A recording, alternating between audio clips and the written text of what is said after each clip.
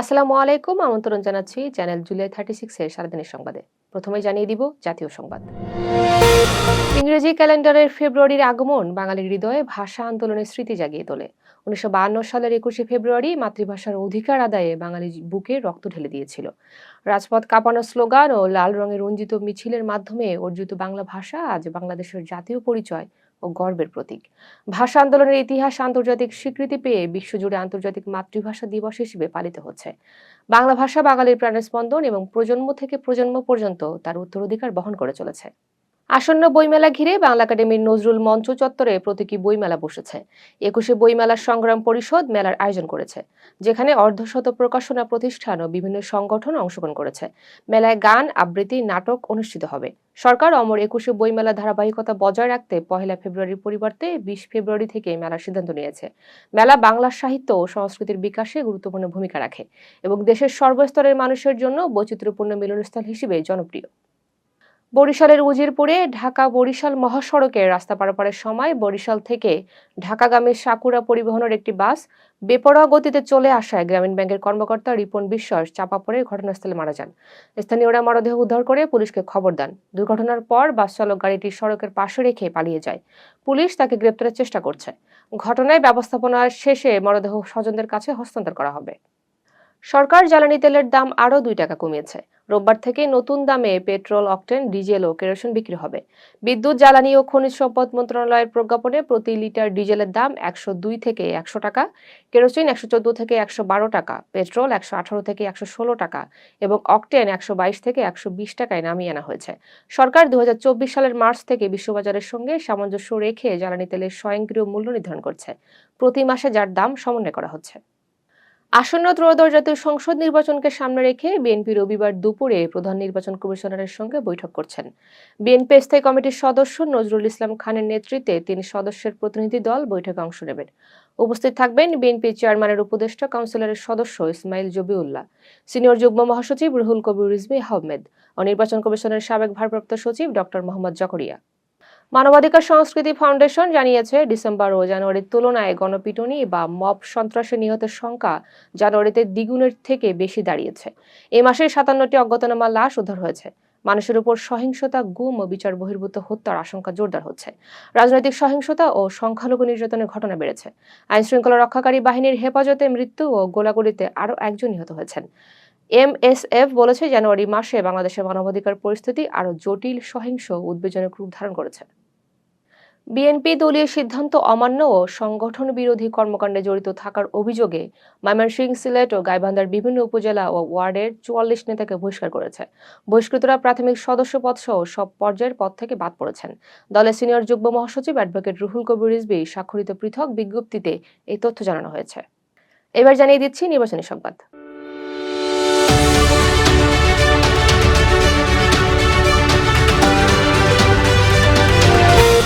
ত্রয়োদশ জাতীয় সংসদ নির্বাচনের আর মাত্র বাকি 11 দিন। জোর প্রচারণা চলছে। ভোটারদের দ্বারে দ্বারে যাচ্ছেন প্রার্থীরা। এবারে নির্বাচনে নতুনত্ব এসেছে ডিজিটাল মাধ্যমের প্রচারণায়। বিএনপি চেয়ারম্যান তারেক রহমান নির্বাচনী বাসে প্রচারণার অংশ নিচ্ছেন। জামায়াতও তাদের প্রচারণা বাস উদ্বোধন করেছে। নির্বাচনী আচরণ বিধিতে পোস্টার, লিফলেট ও ব্যানারে প্রার্থী ও দলীয় প্রধান ছাড়া অন্য কারো ছবি ব্যবহার নিষিদ্ধ করা হয়েছে। সামাজিক যোগাযোগ মাধ্যমে প্রচারণা নতুন ধারা যুক্ত হয়েছে। টেলিভিশন সংলাপের আয়োজনও করা হয়েছে। ফলে প্রার্থীরা বিকল্প মাধ্যমে ভোটারদের কাছে পৌঁছানোর কৌশল নিয়েছেন। বিএনপি চেয়ারম্যান তারেক রহমানের খুলনা জনসভায় আনুমানিক 8 লাখ মানুষের উপস্থিতি টার্গেট নিয়ে প্রস্তুতি চলছে। মহানগর ও জেলা বিএনপি ও অঙ্গ সংগঠনের মধ্যে দায়িত্ব বণ্টন করা হয়েছে। সমাবেশ সফল করতে 6টি উপকমিটি গঠন করা হয়েছে। ঢাকা থেকে বিশাল মঞ্চ ও আধুনিক সাউন্ড সিস্টেম আনা হয়েছে। মাঠে নিরাপত্তা ও শৃঙ্খলা রক্ষা, মিডিয়া ব্যবস্থাপনা ও প্রচারণা কার্যক্রম ঘিরে একের পর এক প্রস্তুতি সভা চলছে। দীর্ঘ 22 বছরের অপেক্ষার পর খুলনায় তারেক রহমানের আগমন নেতাকর্মীদের জন্য আবেগ, উত্তেজনা ও প্রত্যাশার উৎস হিসেবে ধরা হচ্ছে। বাংলাদেশ জামায়াতে ইসলামী আজ রবিবার 1 ফেব্রুয়ারি সকাল 10টায় কেন্দ্রীয় কার্যালয়ে জরুরি সংবাদ সম্মেলন ডেকেছে, যেখানে দলের কেন্দ্রীয় নেতৃবৃন্দ উপস্থিত থাকবেন। সংবাদ সম্মেলনে বিস্তারিতভাবে হ্যাক হওয়া টুইটার অ্যাকাউন্ট ও প্রকাশিত মিথ্যা তথ্যের বিষয়ে জানানো হবে, যা শনিবার রাতে ঘটেছিল এবং পরে অ্যাকাউন্টটি উদ্ধার করা হয়েছে। নীলফামারী ৪ আসনে নির্বাচন প্রচারণা বাংলার পাশাপাশি উর্দু ভাষাতেও চলছে। অবাঙালি অর্থাৎ বিহারি ভোটারদের আকৃষ্ট করতে ছন্দে ছন্দে প্রচারণা এবং নির্বাচনী গান চলছে।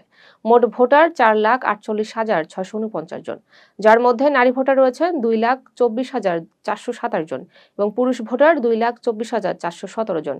এই আসনে মোট 9 জন প্রতিদ্বন্দ্বী রয়েছেন। প্রার্থীরা বয়স্ক অবাঙালি ভোটারদের জন্য উর্দু ভাষায় মাইকিং করছেন।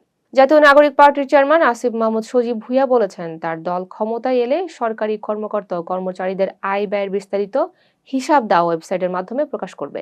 এছাড়া 2009 সালের বিডিআর বিদ্রোহ থেকে শুরু করে শাপলা চত্বর এবং 2024 সালের গণ অভ্যুত্থানে সকল শহীদের ন্যায় বিচার নিশ্চিত করার অঙ্গীকার করেছেন। 11 দলীয় জোট সরকার গঠন করলে যুবকদের সামরিক প্রশিক্ষণের ব্যবস্থা এবং প্রশিক্ষণার্থীর সংখ্যা দ্বিগুণ করা হবে। দর্শক, এই মুহূর্তে জানিয়ে দিব আন্তর্জাতিক সংবাদ। গাজা উপত্যকায় ইসরায়েলি বিমান ও ক্ষেপণাস্ত্র হামলায় শনিবার অন্তত 29 জন ফিলিস্তিনি নিহত হয়েছেন। নিহতদের মধ্যে নারী ও শিশু রয়েছে। হামলা গাজার বিভিন্ন স্থানে আবাসিক ভবন ও শরণার্থী তাঁবু শিবির লক্ষ্যবস্তু ছিল। এই ঘটনা গত অক্টোবরে কার্যকর হওয়া যুদ্ধবিরতির পর অন্যতম সর্বোচ্চ প্রাণহানির ঘটনা। ইরানে পৃথক 2টি আবাসিক ভবনে ভয়াবহ গ্যাস বিস্ফোরণে অন্তত 5 জন নিহত হয়েছেন। দেশটির দক্ষিণাঞ্চলে অবস্থিত বন্দর আব্বাসে বিস্ফোরণের পর দক্ষিণ পশ্চিমাঞ্চলীয় আহাভাজে আরও একটি বিস্ফোরণ ঘটে। এতে 4 জন নিহত হয়েছেন। দেশটির রাষ্ট্রীয় গণমাধ্যম জানিয়েছে, গ্যাস লিক থেকে এসব বিস্ফোরণের ঘটনা ঘটেছে। স্থানীয় আধা সরকারি বার্তা সংস্থা মেহের জানায়, বন্দর আব্বাসে অন্তত 14 জন আহত হয়েছে। এই বিস্ফোরণগুলো এমন এক সময় ঘটল যখন উপসাগরীয় অঞ্চলে যুক্তরাষ্ট্রের সামরিক শক্তি বৃদ্ধি পাচ্ছে এবং ইরানের পারমাণবিক কর্মসূচি নিয়ে চুক্তিতে পৌঁছাতে ওয়াশিংটনের চাপ অব্যাহত রয়েছে। পূর্ব গণতান্ত্রিক কঙ্গো প্রজাতন্ত্রের উত্তর কিভু প্রদেশে একটি খনি ধসে 2 শতাধিক মানুষ নিহত হয়েছেন। নিহতদের মধ্যে নারী ও শিশু রয়েছে। খনিটি ভারী বৃষ্টির কারণে ধসে পড়ে। ধ্বংসস্তূপ থেকে এখন পর্যন্ত প্রায় 20 জনকে জীবিত উদ্ধার করা হয়েছে, তবে বহু মানুষ এখনো নিখোঁজ। পাকিস্তানের দক্ষিণ পশ্চিমাঞ্চলে বিচ্ছিন্নতাবাদীদের হামলায় নিরাপত্তা বাহিনীর 15 সদস্য ও 18 বেসামরিক নাগরিক নিহত হয়েছেন। নিরাপত্তা বাহিনীর অভিযানে সশস্ত্র গোষ্ঠীর অন্তত 92 জন নিহত হয়েছেন বলে দাবি করা হয়েছে। হামলার সময় সন্ত্রাসীরা পরিকল্পিতভাবে বেসামরিক নাগরিকদের লক্ষ্য করেছে। যুক্তরাষ্ট্রের প্রেসিডেন্ট ডোনাল্ড ট্রাম্পের প্রশাসন 2026 সালের জন্য অতিরিক্ত 65,000 H-2B অস্থায়ী শ্রমিক ভিসা বরাদ্দ করেছে। মূলত নির্মাণ, হোটেল, রেস্তোরাঁ, ল্যান্ডস্কেপ ও সামুদ্রিক খাদ্য প্রক্রিয়াজাতকরণের মতো মৌসুম খাতে এই ভিসাগুলো ব্যবহৃত হবে।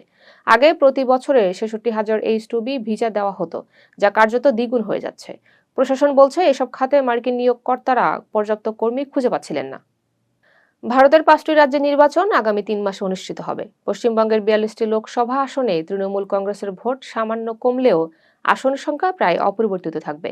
বিজেপি নেতৃত্বাধীন এনডিএ তাদের ভোটের ভাগ 3% বৃদ্ধি পাবে এবং 14টি আসনে বিজয়ী হওয়ার সম্ভাবনা রয়েছে। সমীক্ষা সম্প্রতি 1.25 লাখ উত্তরদাতার নমুনা ভিত্তিতে পরিচালিত হয়েছে। মালয়েশিয়ার পেনাং উপকূল থেকে প্রায় 512 মিলিয়ন রিঙ্গিত মূল্যের অপরিশোধিত তেল সহ 2টি বিশাল ট্যাঙ্কার জব্দ করেছে মেরিটাইম এনফোর্সমেন্ট এজেন্সি। পেনাংয়ের মুকাহের থেকে 42 নটিক্যাল মাইল পশ্চিমে অবৈধ তেল স্থানান্তরের সময় অভিযান চালানো হয়। জাহাজে 53 জন ক্রু সদস্য ছিলেন। জব্দকৃত জাহাজ ও তেলের বাজার মূল্য প্রায় 718 মিলিয়ন রিঙ্গিত। দর্শক, এতক্ষণ সাথে থাকার জন্য ধন্যবাদ।